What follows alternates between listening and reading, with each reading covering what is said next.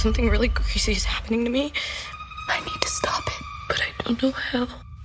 It's because you're a horrible person. What did you say?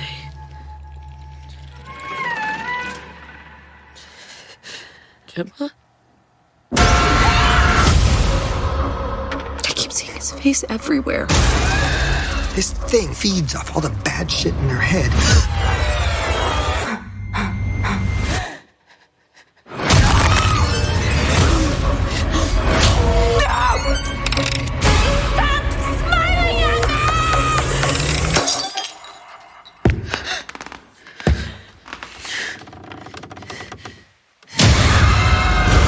You're not in control! I am!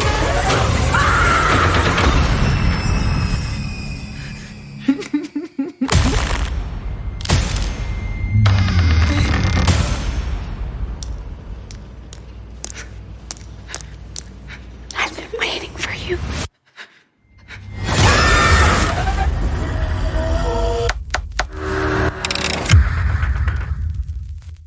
Hello, everybody, and welcome to the latest episode of Fresh Cuts. This is Mike with a head cold. Joining you, as always, it's Mr. Venom. How's it going, Venom? Greetings and salutations, schizophrenic pop stars. Don't know if we get any of them listening to us, but in case they are, welcome to the show. How the hell are you doing, Mike? I'm doing all right. I'm doing pretty good, all things considered. Hey, you're where I was last week. Enjoy. Yeah, I don't know how you gave it to me through Skype, but it's miraculous, I guess. Yeah, Skype has a lot of viruses, so makes sense. The latest in digital technology. All right, also with us, it's Don and Ellie. What's up, Don? Yeah, what's going on? Always happy to be here. All right. Well, this week we are taking on the theatrical release, the sequel to Smile, named Smile 2. Nothing fancy and no subtitle, just straight up Smile 2. So I will grab the synopsis off IMDb, and it is as such. About to embark on a world tour, global pop sensation Sky Riley begins experiencing increasingly terrifying and inexplicable events. Overwhelmed by the escalating horrors and the pressures of fame, Sky is forced to face her past. Okay, let's start with our general thoughts, or however we're going to do this. Smile 2, Venom, what did you think? General thoughts. This is a pretty useless damn sequel. Now, let me explain that statement. I'm not saying that Smile 2 is objectively bad. It's actually not a terribly made movie. There's a couple of fairly entertaining set pieces. I definitely enjoy Naomi Scott in this movie a little bit more than Kevin Bacon's daughter in the first one. After watching Smile 2 twice now, I'm kind of on the fence on which one I actually like more, because with Smile 2, I felt like it was pretty much middle of the road from beginning to end. Like, nothing exceptional about it, but nothing overly terrible either. Whereas with the first movie, I was actually on board for the first movie for the first, I'd say, 3/4 of the film. I was actually enjoying the mystery of it. Some of the kills were entertaining. Learning about, the virus or demon or whatever it is that's infecting these people was kind of entertaining. But then it was the last 15 to 20 minutes of the first movie that just soured me completely. I hated that CGI monstrosity at the end so much that it ruined all the good faith that the movie had built leading to it. But with this one, like I said, it's just consistently middle of the road beginning to end. So I'm not sure which one. I would say, since this one left less of a sour taste in my mouth walking out of the theater, I guess I'll default to kind of liking this one a little bit more. But ultimately, I'm not that big a fan of this franchise, and I feel like the filmmakers made the exact same mistake with both of these movies, and that's showing us the demon in its true form. It's an unnecessary aspect. I wish these filmmakers would work under the less is more mentality, because honestly, I didn't need to see that thing in either movie. At the end of the first one or at the end of this one, I didn't need to see the monster. It just kind of brought down the entire movie. In fact, when the demon is kind of appears in this movie, there were audible laughs in the theater. I'm not joking. Like multiple people just laughed out loud. And I kind of wanted to join them, but obviously I didn't want to make any noise in case there was any dialogue coming. But yeah, I don't really know how to feel about this movie. It is not objectively bad. The score isn't bad, and I'm not talking about the pop music that Sky Riley performs in the movie, but specifically the score. There's a couple of pieces of music in the score that I really, really liked. We actually, the first time that we hear it, it's actually more of a sting than music, but the first time that we hear it is when we get the title card in Smile 2. And I really, really like that sound, and then we get it multiple times later on. So, the score is okay. The cinematography is pretty nice. There's a couple of interesting upside down shots in the film. But ultimately, I still stand by the fact that I'm calling this a useless sequel. There was no reason to make this sequel. It's almost the exact same movie. We're watching a character go through all the same things that, what was her name? Sosie Bacon, I think was her name. Kevin Bacon's daughter in the first movie. We're watching Sky Riley go through the exact same thing that Kevin Bacon's daughter went through in the first movie. We're watching this character learn all the things that we already know as horror movie viewers that have already seen the original. We're just kind of waiting for the character to catch up to where we are. And it takes pretty much the entirety of the movie for that to happen. Obviously, by the time she figures out what's going on, or at least accepts it, it's obviously too late, blah, blah, blah.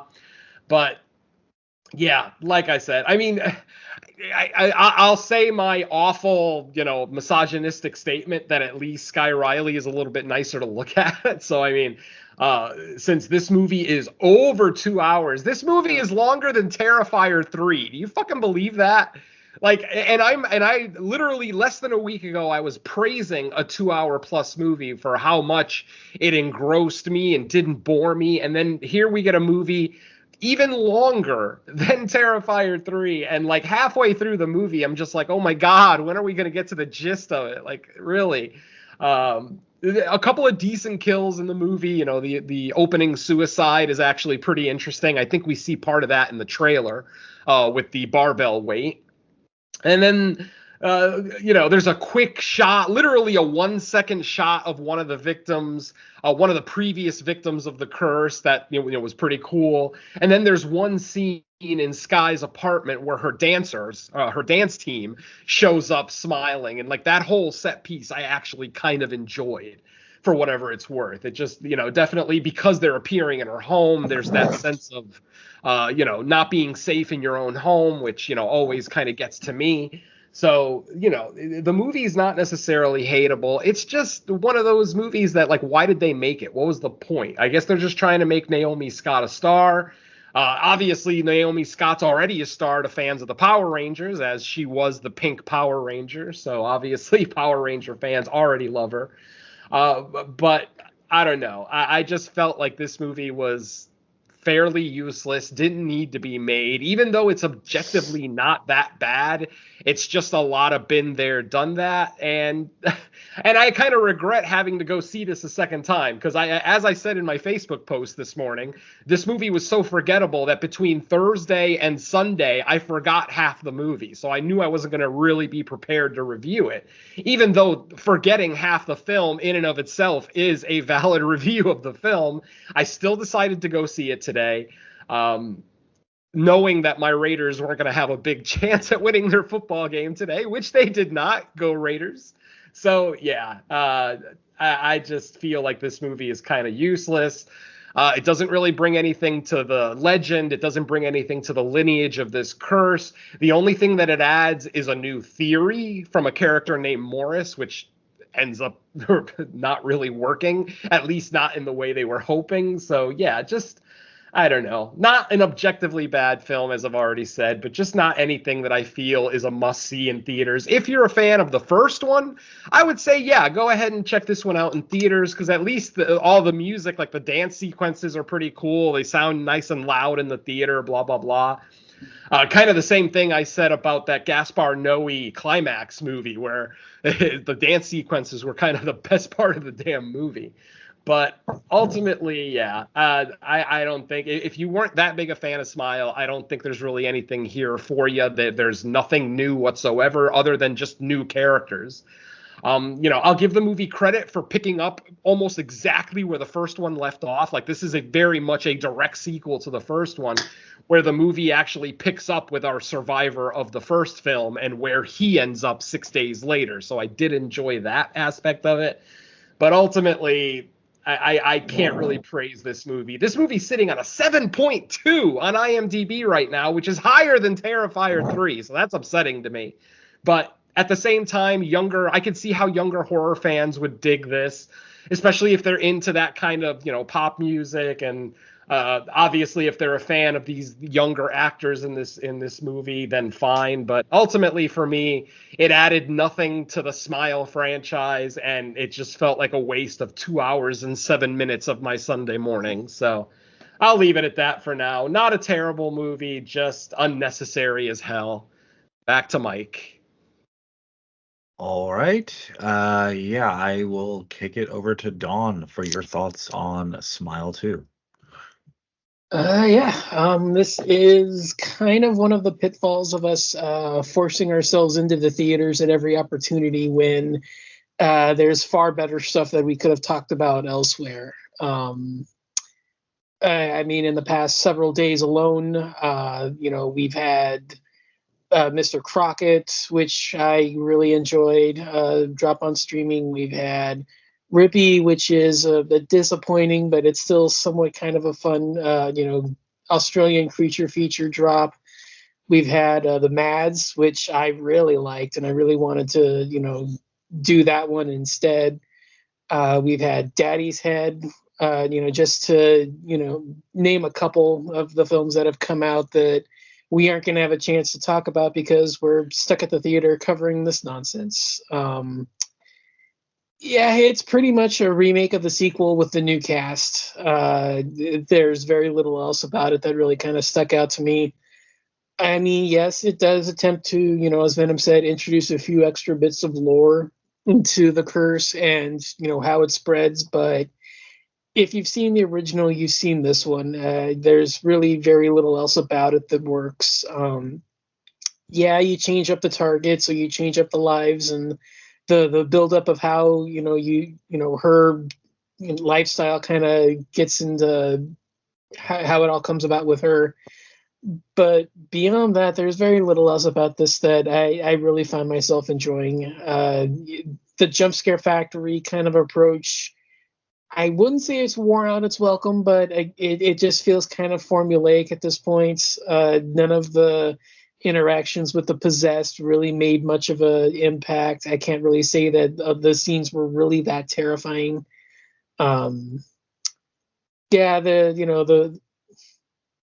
This is one that I kind of really wanted it to be a little bit darker and maybe not go for the PG-13 aspect.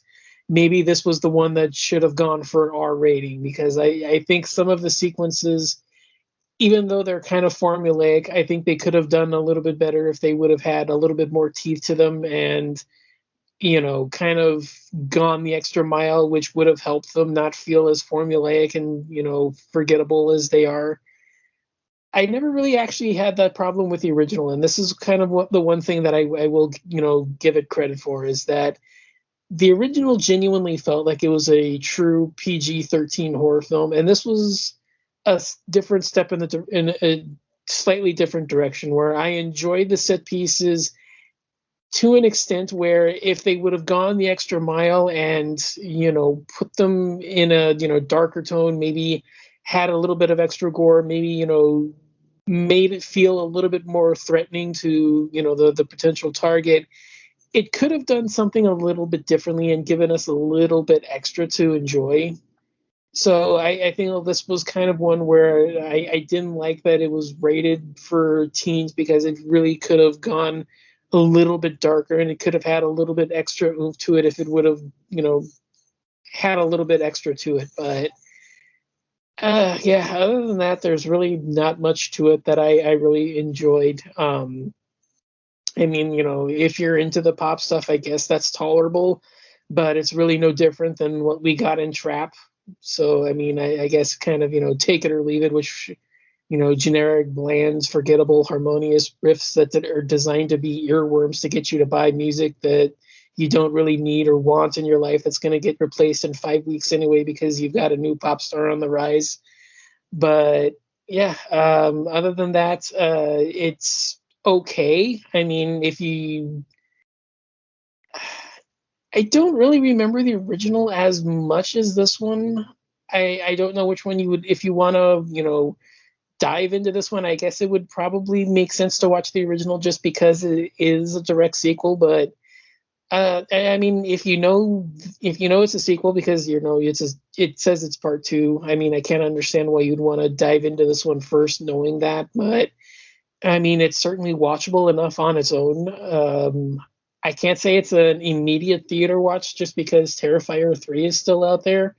But yeah,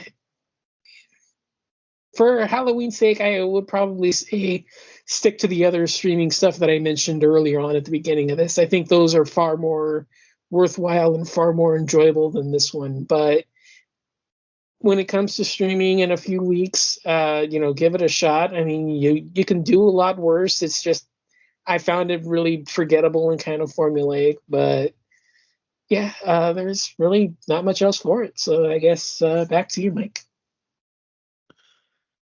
Yeah, I really have a lot of similar things to say. I think one similarity in this one as the first one, but it didn't hurt as much in the first, or hurt the movie as much in the first one, because you're still seeing something kind of new and original in real time.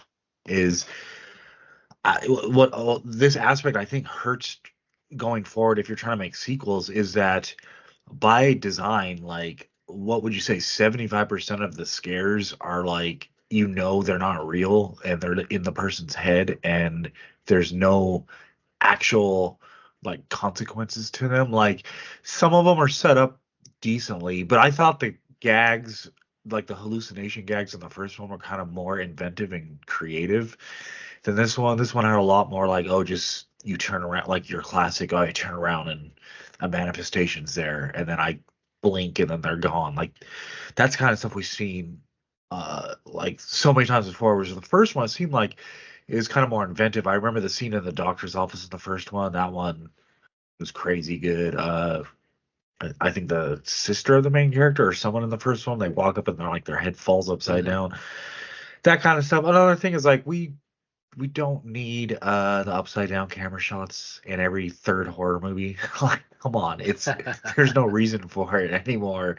It seems like every few movies, especially in the horror genre now, it either opens or at some point in the movie you start getting your camera tracking shot and it turns upside down. Like, ooh, like why? I don't know. But yeah, I think, like, to Venom's point, it it's I wasn't a big fan of it. Is it a serviceable jump scary movie? Sure, I guess. Like, if that's what you're looking for in a movie, this probably gets the job done there. I did think like the setup with the main character, because I still do watch trailers, so I kind of knew roughly a piece of the story going in, basically setting up with like a pop star trying to reclaim their career when this all starts happening. And I thought that could be an interesting premise because it sounded like the character was already having some demon related, not literal demons, but personal demons, just because of the career, and she did something to screw it up, and this is kind of like her attempt at a comeback. So I thought that was an interesting premise to kind of play with the actual smile demon going on at the same time. But ultimately, they didn't really do anything new with it. They didn't really uh expand on like the lore or like the origin or anything. We did get a scene where there's a person that did at least do his due diligence, I guess, kind of track back like where it's been jumping person to person. But other than that, there wasn't really much expansion on it. And overall, it was just a middling kind of middle of the road type movie. If you want, if you're seeing it in a theater because you like big loud jump scares that might make you jump a couple times, yeah, it'll probably get the job done there, but it's not much more than that. I did like the lead. I mean, I thought she did as good as she could with the script. The other thing, I remember kind of having this issue. Venom, you talked about the third act in the first one. I kind of feel like it's the same in this. Is the problem is it's like the scares and the abilities of this smile demon. It starts like it always starts out pretty much like, okay, it'll make you hallucinate things, which is fine. But like by the time you get to the third act, I think in both these movies, like the scope of what this demon can do, it's just like, what? Like, how is this even making sense? Like, and it would be like spoilers to like get into the details, but I'm like just like I don't understand how this scene is actually happening if it's not the actual person doing this and this is actual like it doesn't make sense to me. So there's that kind of logic gaps that start up in the third quarter because I think it's just the fact that they try to go so big to end these movies that it just stops making sense. But yeah, I would say just middle of the road movie. If you want jump scares, you'll be happy with that in your movie. Sure, go ahead. But totally, you could wait for this for streaming.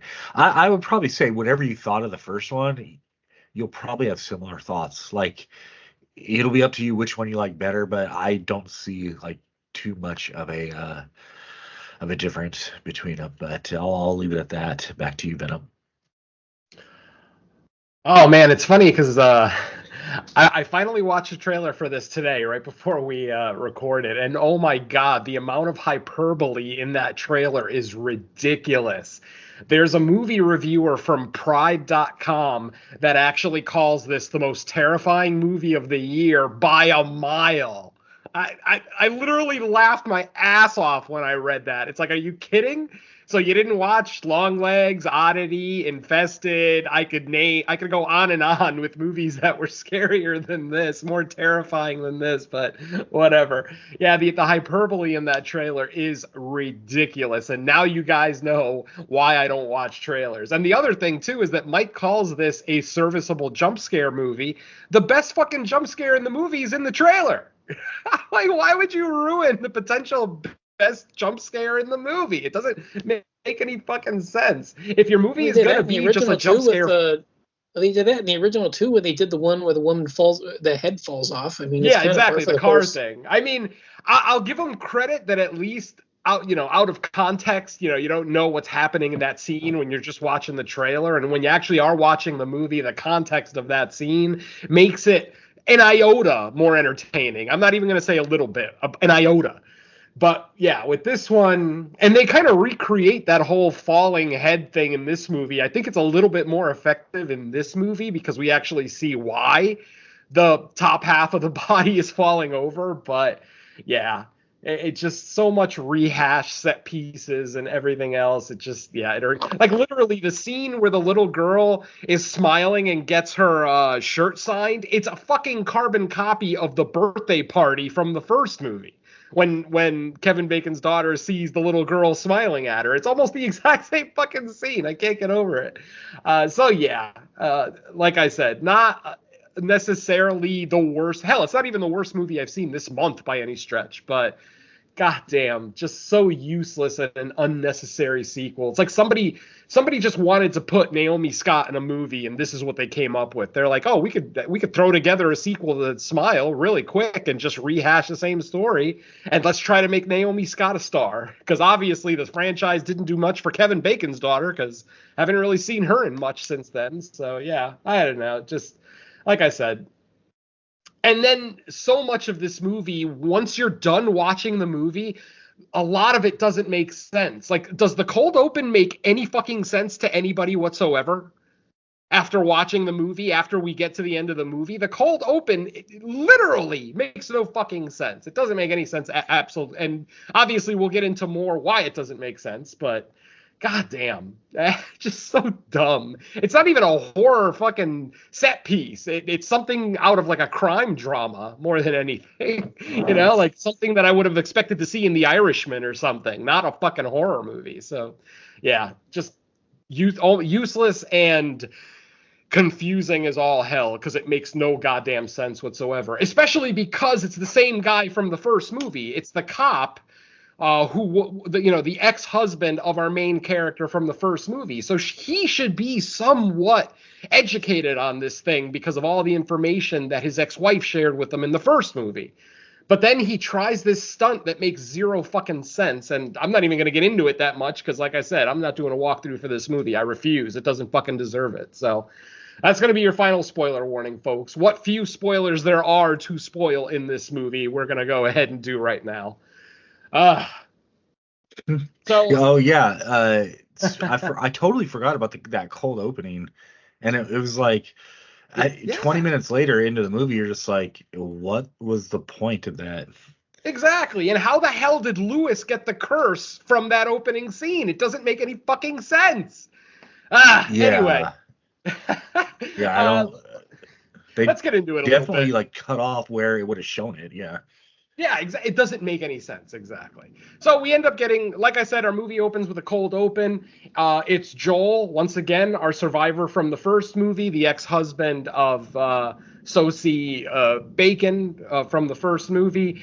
If you remember the end of the first movie, he witnessed his ex-wife set herself on fire. So we actually get a cold open with him, and he's going to a drug house for some reason. I don't know. I don't even know what his thinking is. I do like, though, that as he's walking towards the house, he sees his burning ex-wife. If you're watching this movie and you didn't rewatch the first movie, you're probably wondering who that was. But yeah, that was the image of his ex-wife burning from the first movie, which we never actually saw a direct image of. We only saw the reflection of it in his eyeballs. So, whatever. Anyway, he decides to go to a drug house thinking that there's only going to be 2 people there. Now, I don't know how many drug houses don't have a traffic that, foot traffic where people are coming in and out. But again, Joel doesn't think ahead. He decides to break into this house. He grabs one of the drug dealers as he's going into the house, puts a gun to his head, tells him to cooperate. They walk into the house. The other guy's brother is sitting on the couch, and basically what he decides to do is he kills one brother in front of the other. Like, I don't know why he thinks that's going to transfer the curse. He is the cursed person, not the drug dealer. It doesn't make any fucking sense that he's going to kill the drug dealer in front of his brother and that the curse is going to somehow transfer to the living brother. It fucking makes zero sense. But again, the plan goes awry because after he kills the first guy, the brother ends up grabbing a gun, shooting at Joel. But Joel, of course, is a cop who, is armed. So, he shoots the guy back, accidentally kills him, which, again, is ridiculous. Like, why did you not expect these guys to be armed to the teeth when you're fucking walking in there? As the second brother dies, a character named Louis Fragoli walks into the house. He 100% walks into that room after the drug dealer dies, after his eyes go glassy, and he's done. Then, obviously, Lewis walks in, scares Joel. Joel points a gun at him, but Lewis convinces him that he's not part of the whole thing and that he actually hates these drug dealers, but that he keeps coming to them, blah, blah, blah. So Joel decides to let Lewis live and just get out of the house. Unfortunately, as he gets out of the house, more of the drug friends or family, of these 2 drug dealers that are now dead show up. They fuck up the plan. Joel then has to escape the house through a broken window. He runs out into the street and then unceremoniously gets run over by an F-150, like a big ass pickup truck, which literally smears his body across the road in the shape of a smile, if you can fucking believe it. Oh God, so cheesy. But anyway, the point is, Lewis did not witness this guy die. The bald drug dealer did, the one that was looking out the window shooting at him. Why didn't he get the fucking curse? That doesn't make any sense, because Lewis is this little douchebag and he was cowering in the corner. There's no way in hell he saw Joel get hit by that truck. But there you go. Now Lewis has the curse for whatever it's worth. Anyway, the movie goes on from there. We're introduced to Sky Riley, a pop star who had a major accident a year ago where her, actor boyfriend died in the accident, but she didn't die. She ended up breaking her back, breaking her legs, having multiple injuries, concussions, all that shit.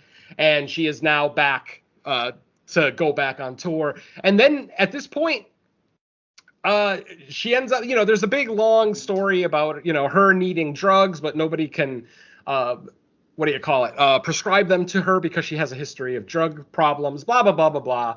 So eventually she ends up going to Lewis, who is a drug dealer, and witnessing Lewis's suicide, which then starts the cycle all over again. And from there on, it's just set piece after set piece that we've already seen in the first movie. Smiling people showing up, not talking to her, just smiling. And like I said, there's a couple of cool little set pieces. There's a 1 second shot in the movie of a guy tearing his own jaw off with a crowbar. It's literally a 1 second shot, but it's one of the best shots in the movie, so I got to still point it out. Eventually, Sky meets Morris, and Morris is a guy whose brother was killed by this same curse. In fact, he's followed the curse so closely that he knows that his brother was 8 people back. He literally knows that his brother was, 8 people before Sky got the curse. He tries to convince Sky that, he thinks that he can beat this curse by stopping her heart. And if he stops her heart long enough and then resuscitates her, that the demon will leave her and, the curse will be over because it won't have a living host. It'll just kind of dissipate, which just makes zero fucking sense. But again, whatever. At least Morris is trying to help. Eventually, like I said, we get to the scene where Morris tries to stop her heart, but unfortunately the demon shows up just as Morris. And again, did this scene even happen? This kind of goes back to Mike's point where once the curse really takes hold, and I think it really takes hold in the Alfonso scene. After Alfonso, the crazy fan, tries to attack her at the autograph session, and then he shows up naked in her apartment that night.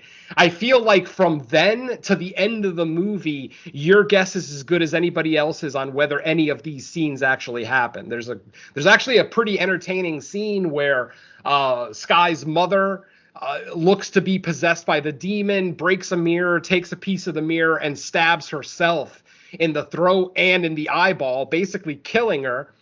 And then Sky runs towards the door, and then we get this great reveal where once she gets to the door, she looks down and she realizes that she's holding the bloody piece of broken glass, making her think that, oh shit, I just killed my fucking mother, which, just like we saw in the first movie, making the cursed person question their sanity, question reality, blah, blah, blah, blah, blah. Until finally we get to the final set piece of the movie, which is the live performance at Madison Square Garden. And during this performance, which never actually gets started, like the concert starts, but Riley is so disoriented by this point, she's not even sure what's happening, if it's real or not. But she basically sees a mirror image of herself, but then this mirror image is smiling at her. Eventually, we see her torso split open from the scar that she got from the car accident a year earlier. She splits open her own scar, and then we see 2 arms just kind of fly out of the wound. We see something start crawling out of Riley's body, and then we get that effect of the top half of her body falling over, still smiling and looking into the camera upside down.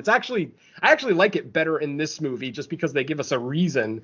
It's almost like in the first movie, they were just kind of foreshadowing something that they were going to show us later in the movie. So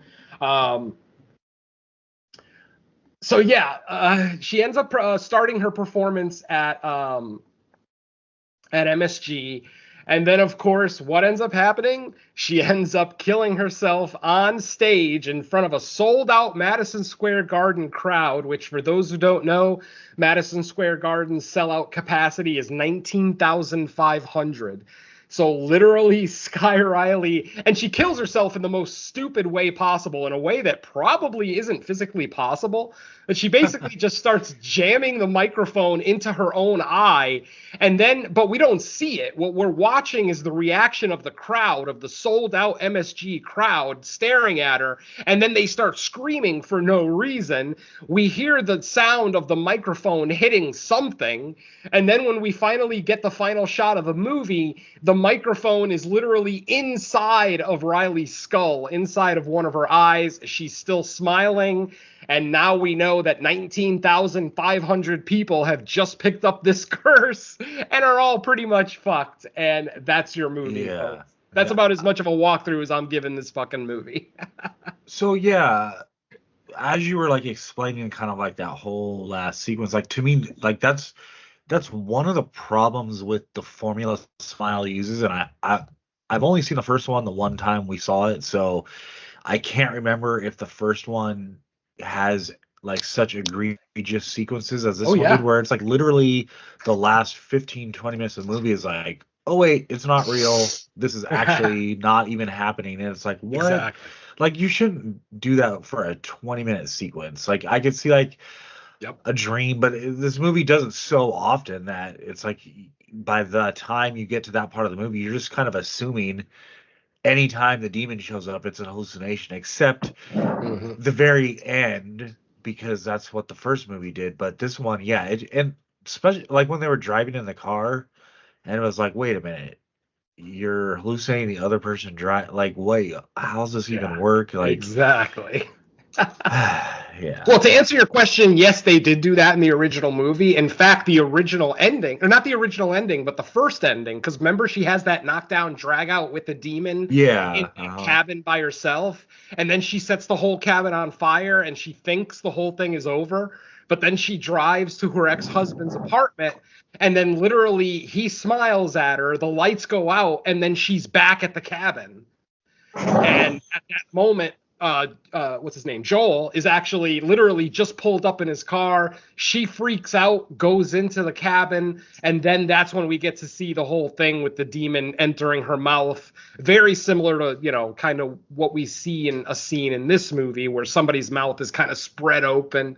It is Sky Riley, actually. Like, we actually see the demon's arms extend over her to her face, and kind of extend her mouth open, almost like she has a split mandible like the Predator, which is almost the exact same effect that we got in the first movie. So literally another rehashed scene.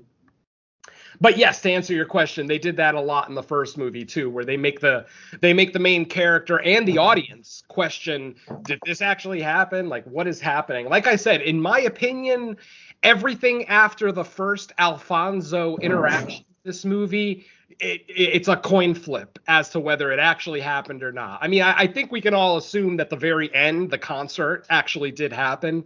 But did the scene at Pizza Hut actually happen?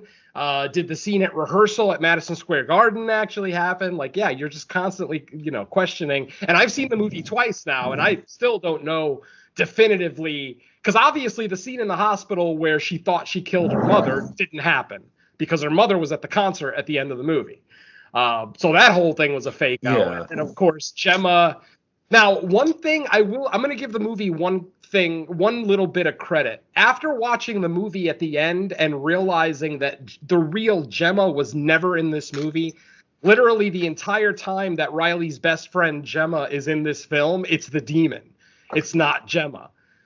But so the scene where naked Alfonso shows up at her apartment and then he chases her down, and then as soon as she gets to the front door and opens it and it's Gemma, after finishing the movie, I realized that's the demon. Literally, the demon chases her as Alfonso, and as soon as she gets to the door, it changes to Gemma outside the door.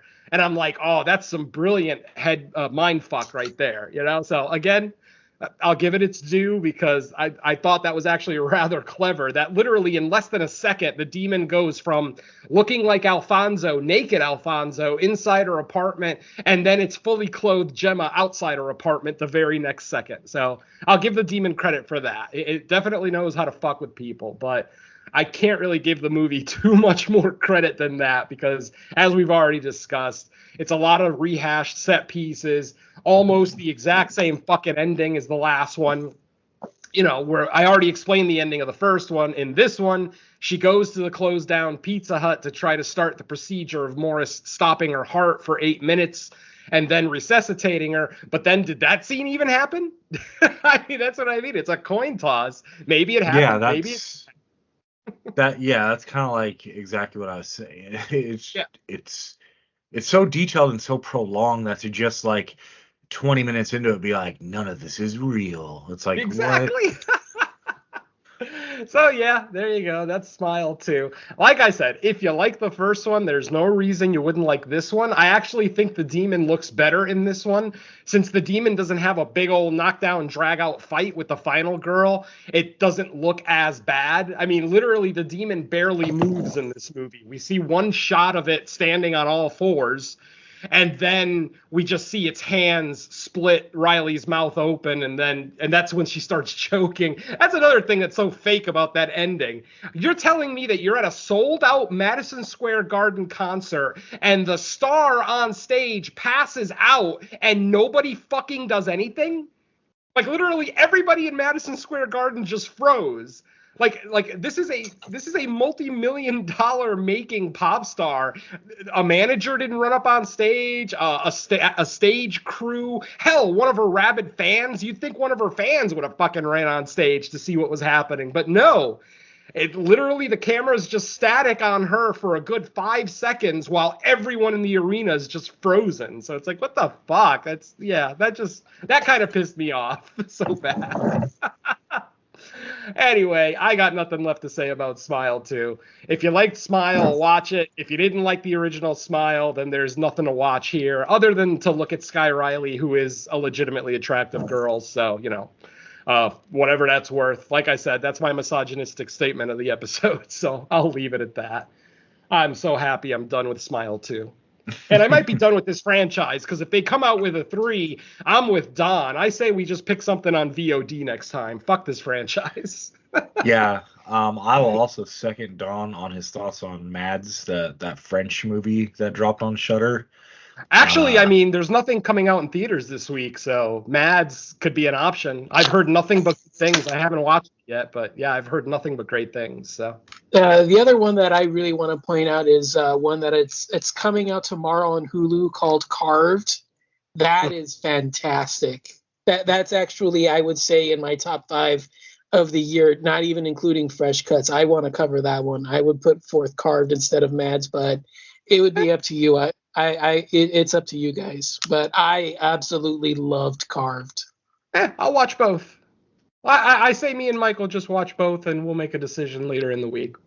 Sounds good, yeah. Because if you guys got nothing else, I either of those are my choice. Yeah. You believe it? With all the horror movies that have come out over the last 2 months, no horror movie is opening in theaters the weekend of Halloween. That's annoying to me. Now, granted, we are getting some re-releases. I know Five Nights at Freddy's, and then my favorite movie of the year so far, Long Legs, is actually getting a re-release in theaters. So that's what I'll be watching in theaters this weekend. Oh, and a little movie called Venom: The Last Stand, which I think you guys, it's a safe bet. I'll be there. So yeah. I'm looking forward to you saying that. Tomorrow at one of the art house theaters here, they're showing the original Invasion of the Body Snatchers. So if I have the free time after work, I might go see it. That's a great movie. Best version of Invasion. Never seen it on the big screen, but obviously I've seen it like multiple times at home. Sure. But yeah, we covered it, didn't we? Didn't we cover the original on the main show like a long time ago? I think we might have. Yeah, I know I talked about it for whatever reason. Yeah. Okay, Ooh. So good. We're done with Smile. I can go and watch a good movie now. All right. Well, sounds like a half smile at best, or a half frown at best for this. Let's find out. If anything new, I give this movie 1.5 frowns. Yeah, and also we recorded our last episode late in the week, so there might not be much new, but I'll ask anyway. Anything, Venom, you got since our last recording? Nothing since the last recording. I'm just about done editing No More Room in Hell Presents Creature Comforts, episode number 31, where we looked at a classic 1979 creature feature. That episode, like I said, I'm putting the finishing touches on it now, so it should be out. Probably by the time you hear this episode, that episode will be out, so look out for that. I'm still waiting for my record date on my episode of Cut to the Chase, where I'll be looking at the Halloween horror movie Haunt from a couple of years ago, a movie that we did review here on Fresh Cuts. So I'll go ahead and re-listen to that episode and then rewatch the movie again, as I always do for any podcast appearance. But still waiting for the record date on that one. And I mentioned last episode that Podcast Under the Stairs, the horror head-to-head series, isn't going to pick up again until November, after all of us horror podcasts are done with our October silliness. So, yeah, that's about it from me. Nothing new other than Creature Comforts. Cool. How about you, Dawn? Yeah, not much. Just waiting on Creature Comforts. That should be available soon enough. My guest spot on Paranormal is the New Normal has taken place, which was a pretty fun roundtable discussion on haunted asylums and hospitals. We did a bracket style round robin tournament to determine the best one, and I will say that the final choice. Well, I mean, it wasn't it wasn't the one that I really wanted, but I will say that the final one ended up being Patrick. So that should give you an idea of what we were talking about there. It's available on the YouTube channel for Paranormal is the New Normal.